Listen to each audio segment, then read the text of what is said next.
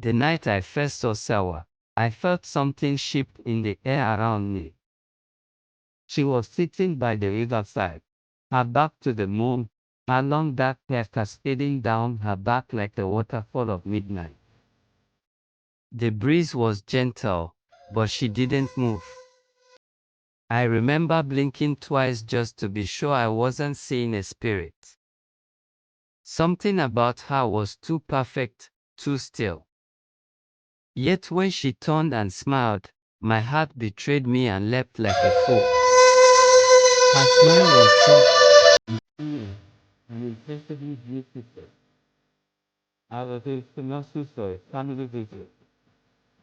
My grandmother had died 3 months before, and my father insisted we return to settle land disputes among the extended family.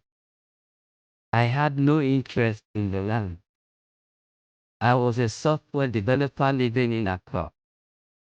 But when my father says move, we move. That's how I ended up in a dusty compound with 7 uncles, 5 angry aunties, and too many secrets for one family. I met Sawa again the next day at the local market. She was selling herbs, bitter leaf, sabolo roots, and something she claimed was good for cleansing the blood. I bought everything she offered. I didn't even ask the price. She just stared at me like she had known me all her life. "You are not safe," she said quietly, handing me a bag of dried leaves. "Something follows you." I laughed awkwardly, unsure whether to take her seriously or not. "Is it the land drama or the ancestors?" I joked. But she didn't laugh. She only smiled again, that eerie, knowing smile, and walked away. That night, I dreamt of fire. A compound engulfed in flames, people screaming in tongues I didn't understand, and in the center, Sawa, dancing in slow circles while my name echoed in the burning wind. I woke up sweating. Days passed.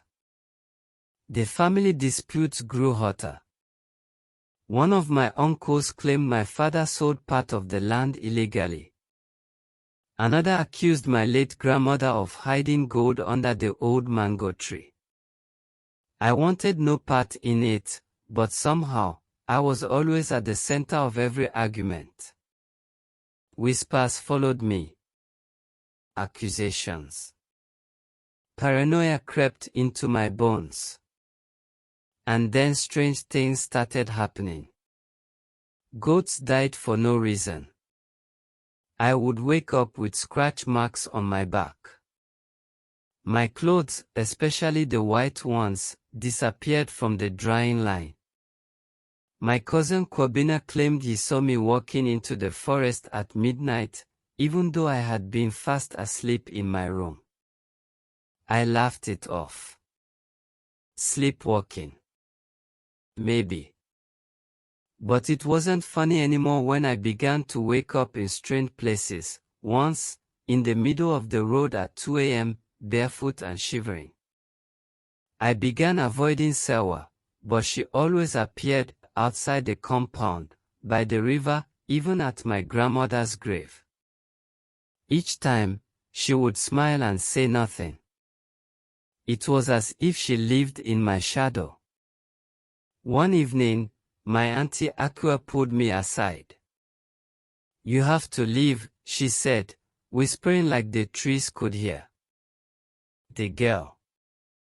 Sawa. Her mother was a priestess. Her father died mysteriously. She was exiled from her village. They say she talks to the gods, but some say she is worse than a god. I stared at her, confused. "What do you mean worse?" She leaned closer. "They say she keeps a shrine. And the face of every man she's loved is in that shrine." I didn't sleep that night. My mind spiraled with questions. Why me? Why now? The next morning, I packed my bags. I was ready to return to Accra, land drama be damned. But I made one mistake. I went to find Sawa, to confront her, to ask for answers, to beg her to stop haunting my nights. She was waiting for me. At the same riverside. Same posture. Same haunting calmness. I saw you in my dream, I said, voice trembling. Tell me who you are. She didn't move. She simply pointed behind her, to a small cave barely hidden by vines and moss. Something dragged me forward. Curiosity. Madness. Fate. Inside the cave, it was dark but not silent. I could hear the humming of something old and restless.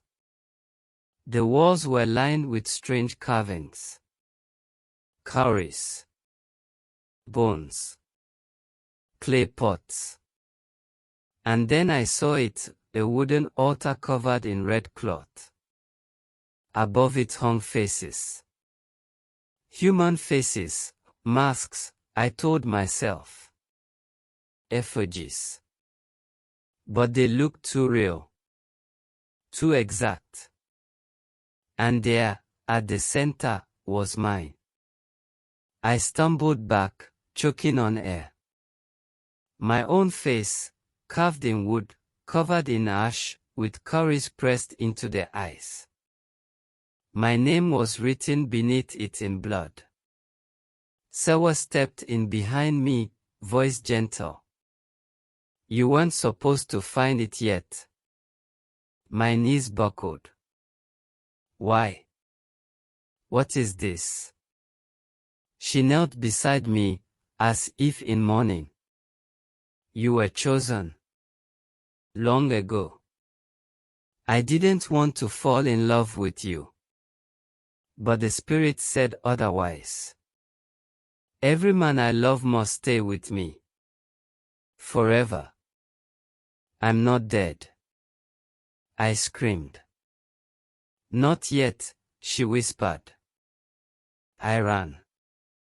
I don't remember how I made it out of the forest, but I ran until the sun came up. I returned to the compound.